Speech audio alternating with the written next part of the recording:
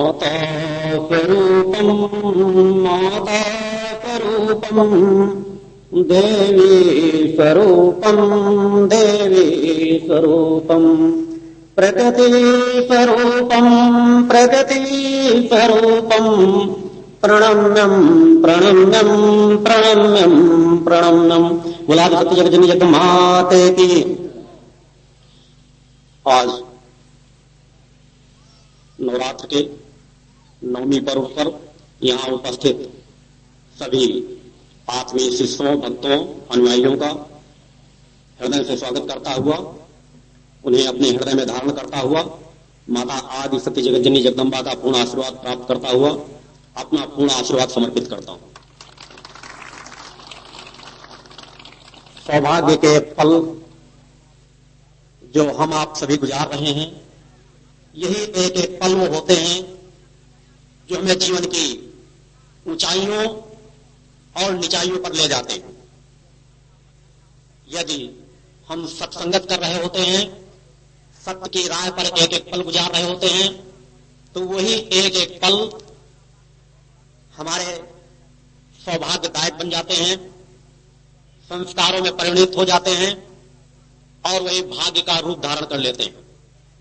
और जब वही एक एक पल जो हम निरर्थक नष्ट कर देते हैं, हमारे लिए दुर्भाग्यदायक बन जाते हैं और हम उन सौभाग्यों से वंचित हो जाते हैं जिन सौभाग्यों से कभी जब हमारे साथ दुर्भाग्य चल रहा होता है तो हम सौभाग्यशालियों से ईर्ष्या करने लगते हैं कि वह बिना प्रयास इतना सफल क्यों होता जा रहा है, उसने तो ऐसा कुछ किया नहीं और इतना धनाढ्य कैसे हो गया, राजगद्दियों को कैसे प्राप्त कर लिया।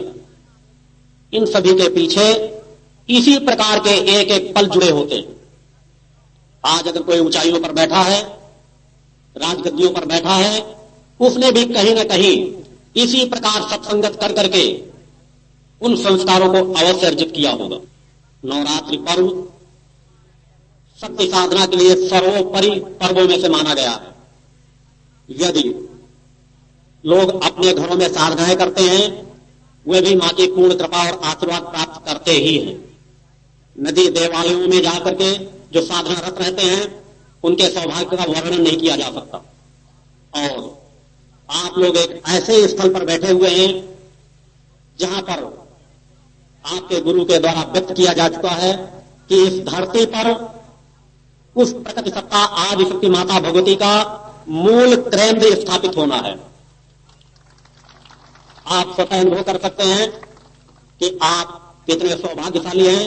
आपके अगर एक एक क्षण यहां केवल शांत से बैठ करके गुजर रहे हैं, वही आपके दुर्भाग्य को सौभाग्य में बदलने के लिए पर्याप्त है। अगर केवल आप शांति धारण करके अपने आप को एकाग्र चित्त कर लें, क्योंकि मैंने कहा था मैं आत्मा के बारे में चिंतन दूंगा।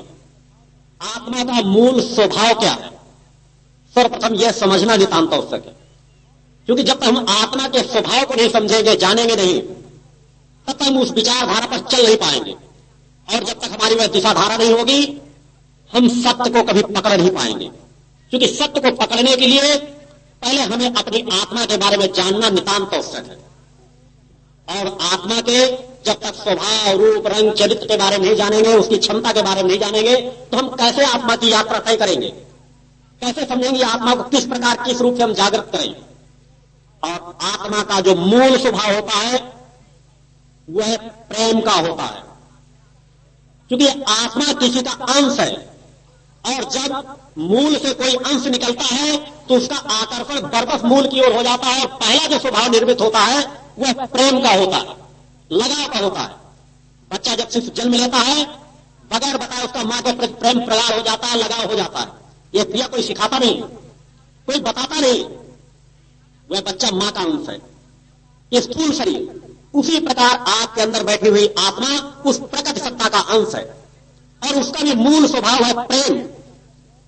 और प्रेम की परिणति है सेवा। इन्हीं रहस्यों पर आत्मा के लक्ष्य की ओर बढ़ने का मूल रहस्य छिपा पड़ा है कि पहले हम समझे कि हमारी आत्मा का मूल स्वभाव है प्रेम, और प्रेम करना सीखें। किससे? प्रकट सत्ता से, गुरु से, मार्गदर्शक से। तुमने बार बार कहा है गुरु केवल मार्गदर्शक है, उस सत्य का एक द्वारपाल आप कह सकते हैं। मैं इस विचारधारा का विरोधी हूं कि गुरु गोविंद गोऊ खड़े काके लागू पाए, बलिहारी गुरु आपने गोविंद दियो बताए।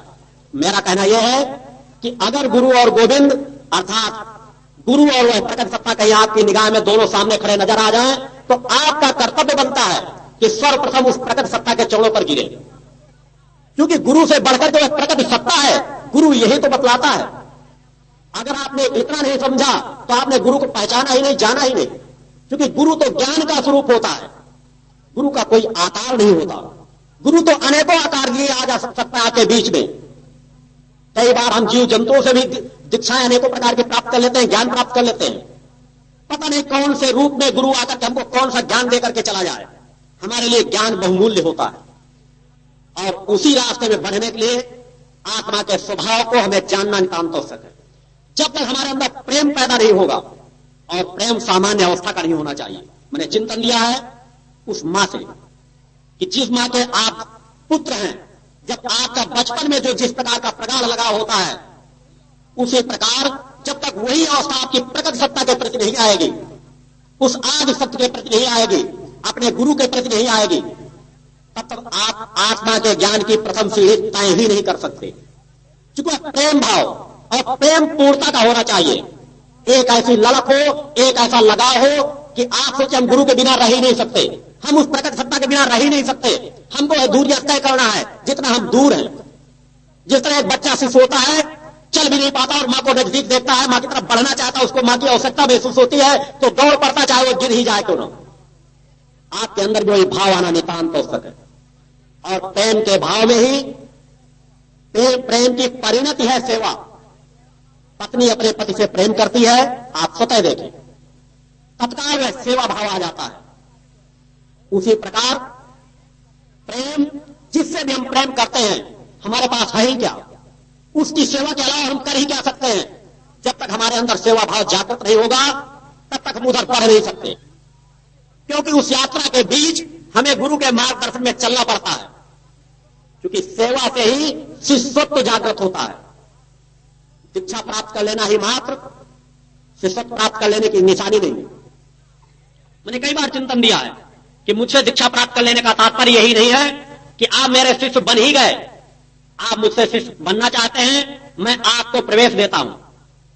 यात्रा उसके बाद तय करनी पड़ती है। जिस प्रकार स्कूल में प्रवेश मिलता है, पढ़ने के बाद ही डिग्रियां प्राप्त होती हैं, उसी तरह अध्यात्म क्षेत्र में भी गुरु प्रवेश देता है, और शिष्यत्व तो आपको अपने अंदर जागृत करना पड़ेगा, आत्मा को माध्यम बना करके, और सेवा भाव से ही प्रेम आपको समझ में आएगा। और प्रेम के रहस्य पर जब और प्रवेश करते जाएंगे, वह ललक और बढ़ती चली जाएगी, तो आप उस प्रकट सत्ता को समझ पाएंगे।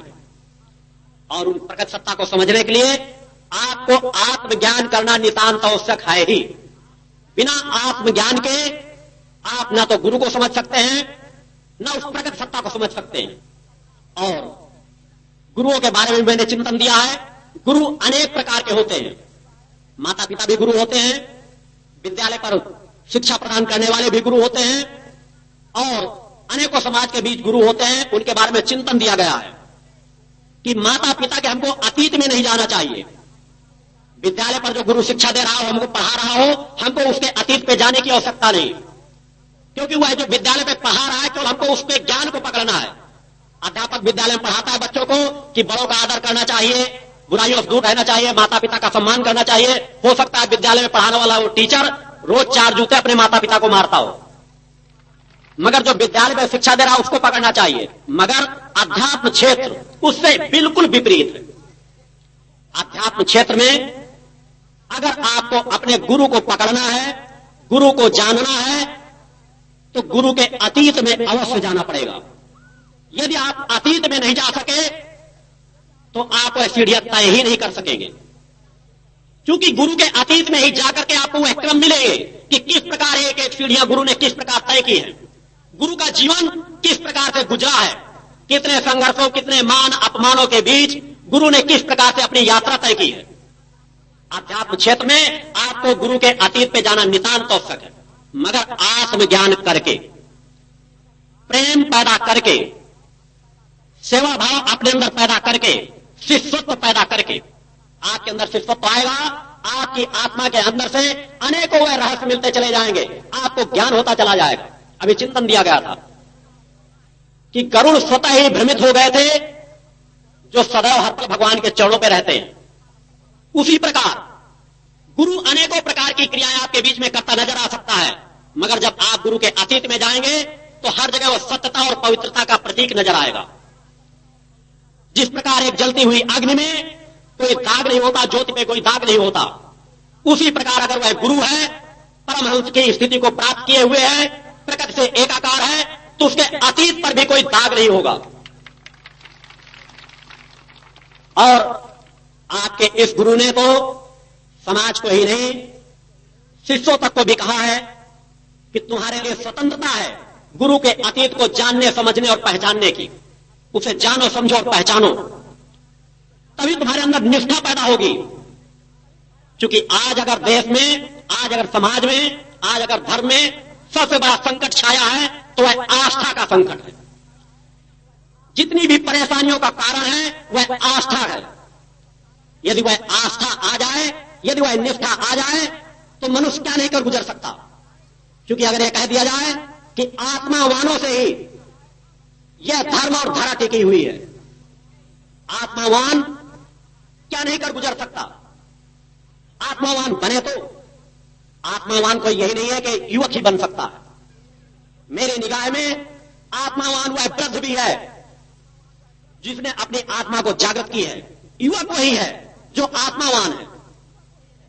अन्यथा यह शरीर युवकों को लेकर के भी अगर आप आत्मावान नहीं हैं तो मेरी निगाह में आप वृद्ध हैं, बूढ़े हो चुके हैं, आपका शरीर विनाश की ओर बढ़ रहा है। और अगर आप आत्मावान हैं तो आप वृद्धावस्था में भी वह कर गुजर सकते हैं जो एक युवक नहीं कर गुजर सकता। पूरा इतिहास साक्षी आप उठा करके देखें, समझे। मैंने बार बार कहा, यह कथावाचकों का चिंतन है। इतिहास और अतीत पर मेरे जाने का कर्म नहीं है, शिष्यों का कर्म बनता है। क्योंकि योगी और ऋषि अपना चिंतन अतीत के मार्ग पर देता है, स्वतः एक मार्ग निर्धारित करता है जिसमें चलने की प्रेरणा देता है। आपको उनको क्रमों को पकड़ना है, उन रास्तों को तय करना है। आत्मा को अगर जानना है तो प्रकृति के प्रति प्रेम पैदा करो। हर चीज के लिए एक भाव बनाना ही पड़ता है। जब तक हम उस भाव भूमि पर नहीं आएंगे हम वह कार्य कर नहीं सकेंगे। बाह्य क्षेत्र पर भी देखें, हर विभाग की नौकरी करने वालों को एक पोशाक दी जाती है, चाहे पुलिस विभाग हो, चाहे डॉक्टरी विभाग हो, चाहे नर्सों का विभाग हो, एक वर्दी पहनाई जाती है कि उससे उनका वैसा स्वभाव बनेगा कि माध्यम जब उनके पास होगा तो विचार उसी दिशा में घूमेंगे। उसी तरह आपको जब प्रेम पैदा करना होगा तो प्रेम में वातावरण आपको भाव लेना पड़ेगा, विचार बनाने पड़ेंगे प्रकृति के प्रति, वैसे चिंतन अपने अंदर ग्रहण करने पड़ेंगे, सेवा भाव पैदा करना पड़ेगा। क्योंकि हर सेवा का फल निश्चित होता ही है, मिलता ही है, और वह सभी आत्मा सत्कर्मों से जुड़ी हुई हो। क्योंकि आत्मावान उसे भी कह सकते हैं आप लोग, साहसी पुरुष उसे भी कह सकते हैं जो डकैतियां डालता है, हत्याएं करता है, मगर वह आत्मावान नहीं है। पूर्व संस्कारों से मिली हुई आत्मशक्ति का दुरुपयोग करके क्षेत्र में उसका चिंतन माना जा सकता है। आत्मावान वह है जो सतत सत्कर्मों में रत है। और आपके संस्कार, जब तक आप अपने आप को सत्कर्मों में रत नहीं करेंगे, अच्छे कार्यों में लगाएंगे नहीं, तब तक आपकी आत्मा कभी जागृत नहीं हो सकती। क्योंकि आत्मा का भोजन है सत्कर्म, अच्छे कार्य करना। उस विचारधारा में अगर आपको जाना है तो आपको सत्कर्मों को पकड़ना ही पड़ेगा। अपनी जीवनचर्या में निर्धारित करें कि परसेंटेज हमसे अच्छे कार्यों का ज्यादा हो।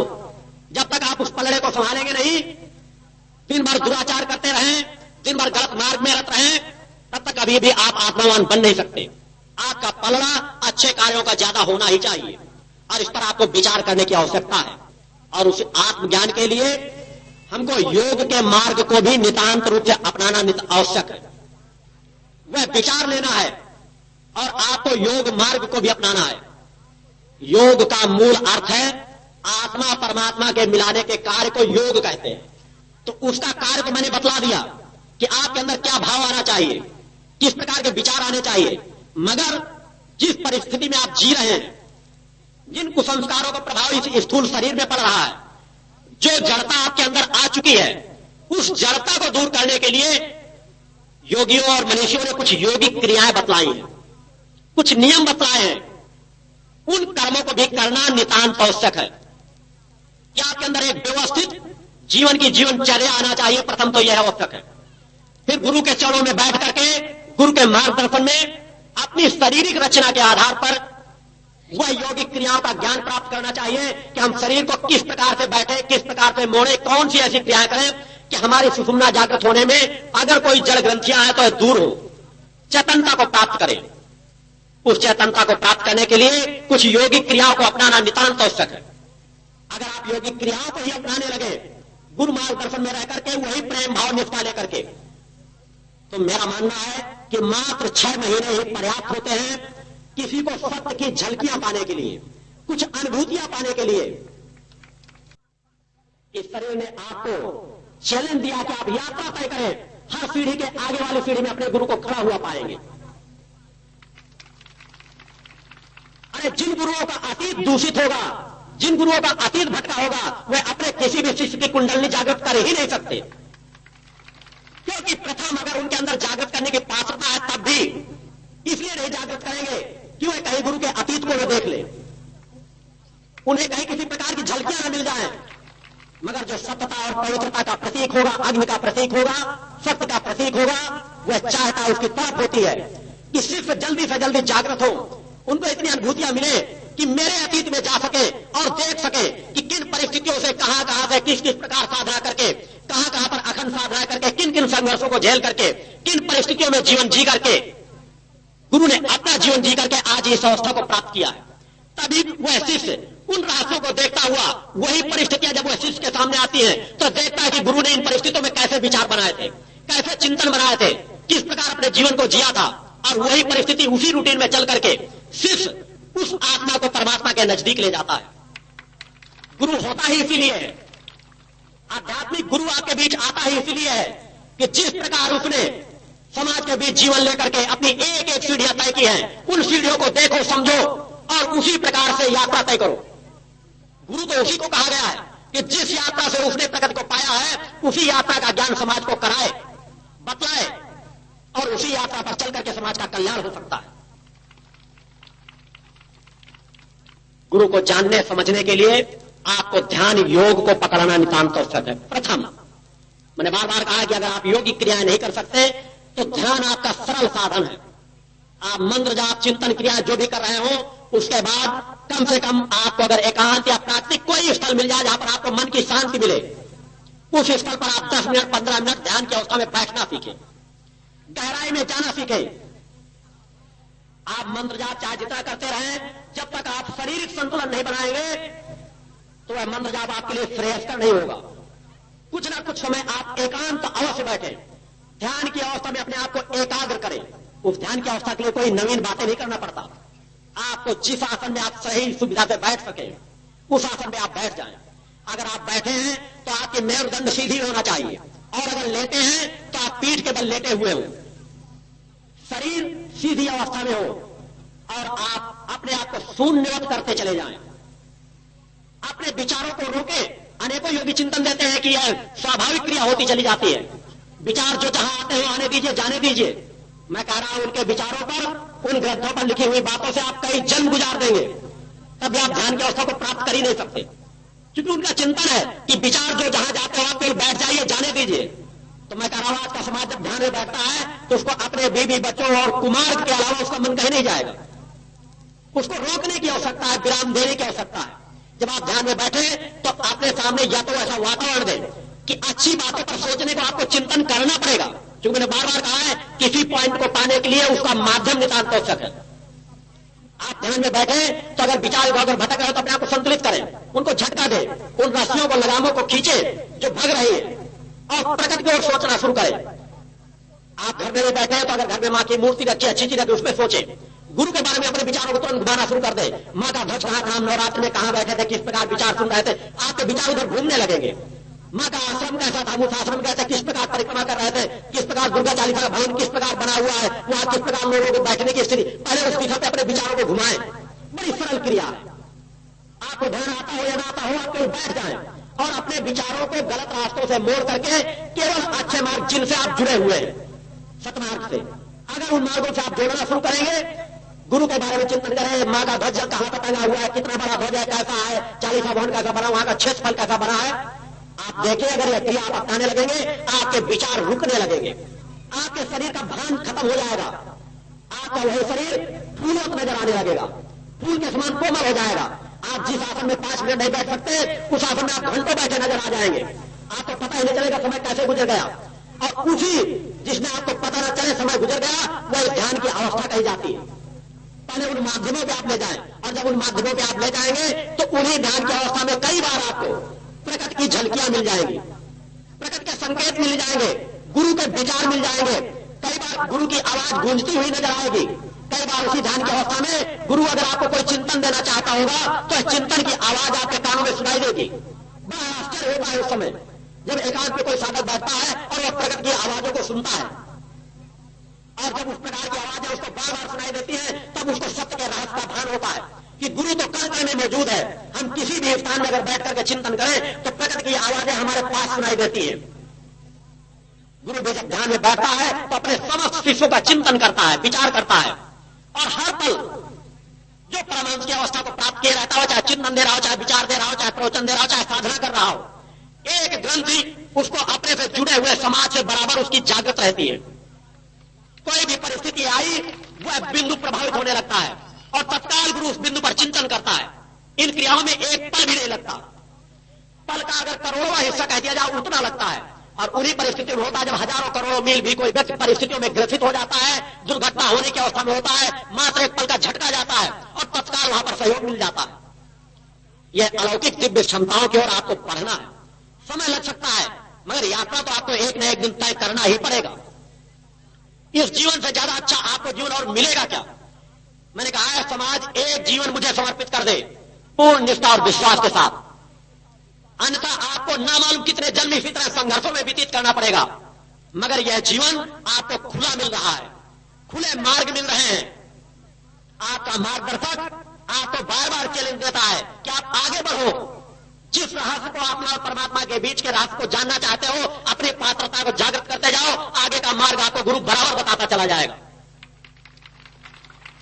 उसी तरह ध्यान योग के बारे में मैंने बतलाया, प्रेम के बारे में चिंतन दिया, निष्ठा विश्वास और सेवा के बारे में चिंतन दिया। क्योंकि हर कर्म का फल निर्धारित है ही। आप अच्छा कर्म करें तो भी उसका फल मिलेगा ही। दुनिया की कोई ताकत उस फल को काट नहीं सकती। और बुरा कर्म करें उसका भी फल मिलेगा। और अपने दुर्भाग्य को सौभाग्य में बदला जा सकता है अपने कर्म के माध्यम से। लोग कहते हैं दुर्भाग्य को बदला नहीं जा सकता, घटनाओं को टाला नहीं जा सकता। और मैं कह रहा हूं कि हर घटना को टाला जा सकता है साधनाओं के माध्यम से, अध्यात्म क्षेत्र के माध्यम से, अपनी आत्मशक्ति को जागृत करके। अरे आप प्रयास करके देखें, प्रारंभिक क्रियाओं में आप अपनी अनेकों प्रकार की बीमारियों को स्वतः दूर कर सकते हैं। अगर ध्यान योग को अपनाएं, अपनी आत्मशक्ति को जागृत करने का प्रयास करें। इस आत्मशक्ति के बल पर तो अपाहिज भी लंगड़ा भी चलने लगता है, नेत्रहीन भी नेत्र पा जाता है। क्योंकि सामान्य अवस्था नहीं, वैज्ञानिक भी धीरे धीरे इन बातों को स्वीकार करते जा रहे हैं। पराविज्ञान इसी का नमूना है, टेलीपैथी क्रिया इसी का प्रमाण है। ऋषियों मनीषियों ने 3 प्रकार के शरीर मनुष्य के अंदर बतलाए हैं। एक स्थूल शरीर, दूसरा सूक्ष्म शरीर, तीसरा कारण शरीर। आपको प्रारंभिक अवस्था के स्थूल और सूक्ष्म शरीर के रहस्यों को समझना है। जब स्थूल शरीर में इतनी क्षमताएं होती हैं कि स्थूल शरीर की क्षमता के बल पर मनुष्य क्या नहीं कर गुजर सकता, जो सोच लेता हुआ स्थूल शरीर की क्षमता में कर गुजरता है।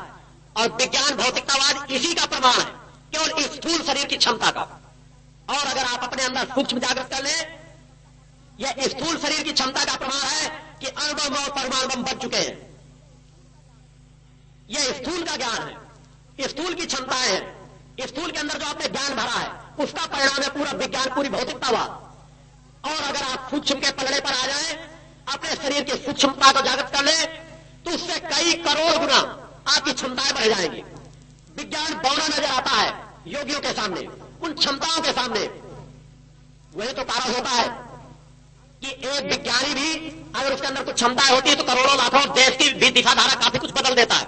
उसी तरह जब कोई ऋषि जागृत होता है और वह जन कल्याण का केवल एक भाव ले लेता है, एक कर्म निर्धारित कर लेता है, तो पूरे समाज की दिशा बदल देता है, धर्मों तक में परिवर्तन कर डालता है, उन धर्मों का निर्माण कर देता है जो जन कल्याणकारी होते हैं। ये क्षमताएं केवल सूक्ष्म की क्षमताएं। सूक्ष्म के बल पर एक ऋषि करोड़ों मील दूर बैठा हुआ बड़ी से बड़ी घटनाओं को केवल अपने चिंतन के माध्यम से टाल देता है। यह क्षमता तो आज विज्ञान के पास भी नहीं है। विज्ञान भी कई जगहों पर कौना नजर आता है जहां वह कहता है कि इसके आगे का मार्ग हमारे पास नहीं है। यह तो प्रकृति से ही अचानक ऐसा हो गया। विज्ञान की चरम सीमाओं को प्राप्त किए हुए वैज्ञानिकों से पूछे कि क्या सब कुछ विज्ञान से संभव है। अगर संभव है तो आज तक मानव के केवल मनुष्य की, मैं जहां तक समझता हूं कि 10% विज्ञान के पास नहीं है। और ऋषियों मनीषियों ने तो हजारों करोड़ों वर्ष अतीत में भी सब कुछ वर्णित कर दिया था। अन्य लोगों के बारे में वर्णन दे दिया था, शारीरिक क्षमता के बारे में वर्णन दे दिया था, नवीन रचना करके दे दिया था, हजारों प्रकार की बीमारियों को अपने स्पर्श चिंतन के माध्यम से दूर कर दिया था। सब कुछ तो करने की क्षमताएं थी। अतीत में हमारे एक से एक ऋषि मुनि हुए हैं जिनके इतिहास को हम देखें कि वह क्या कर गुजरने में सक्षम नहीं थे। उसी यात्रा को आपको तय करना है। आपके गुरु ने समाज में जहां आपको बढ़ाने का चिंतन दिया है वही हर जगह आपको प्रमाण भी देता जाता है। मैंने अपने 8 महाशक्ति यज्ञों में इसीलिए अधिक से अधिक प्रमाण आपको दिए। यह चमत्कार नहीं होता, चमत्कार ऋषि के लिए वर्जित होता है। यह चमत्कार आपकी भाषा है। ऋषि अपना कर्म करता है, वह कर्म जो आपके लिए हितकारी होता है। ऋषि कभी किसी से प्रभावित होकर कार्य नहीं करता, मगर ऋषि जिस यात्रा से चलता है वहां अनेकों चमत्कार अपने आप मिलते रहते हैं।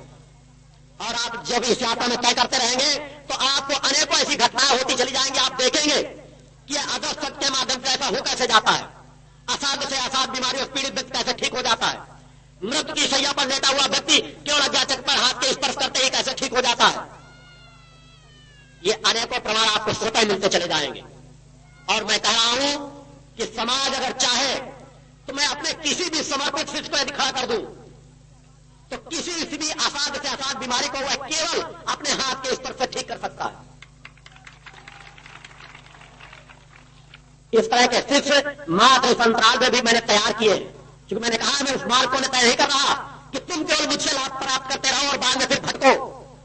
मैं चाहता हूं कि मैं करोड़ों और हजारों लाखों में बदल करके जाऊं। और यही तो मेरी यात्रा है, यही तो मैं करने आया हूं कि अपने को करोड़ों करोड़ों में बांट दूं और वह करोड़ों करोड़ों और करोड़ों करोड़ों में अपने आप को बांट दे। कैसे परिवर्तन नहीं आएगा? आज जब छोटे छोटे बच्चे जागृत होंगे, युवा शक्ति जागृत होगी, कैसे परिवर्तन नहीं आएगा? क्योंकि जब वह सत्य का मार्ग पकड़ लेंगे तो उनकी आने वाली पीढ़ी सत्य का मार्ग पकड़ेगी। क्योंकि परिवार के संस्कारों का प्रभाव पड़ता है, इससे कोई बच नहीं पाता। उस यात्रा को आप लोगों को तय करना है। अपने आप को आत्मावान बनाना नितांत आवश्यक है, तभी आप अध्यात्म की सीढ़ी तय कर पाएंगे।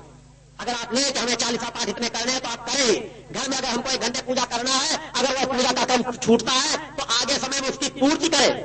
पूर्ति का तात्पर्य कोई खुराक पूरी करने की चीज नहीं है, मगर आप जब अधिक समय देंगे तो आपकी एकाग्रता अधिक आएगी। इन सभी क्रमों को आप लोग अपना करके चले, तब आपकी सही दिशाधारा आपको मिलेगी, आप सतमार्ग पर चल पाएंगे।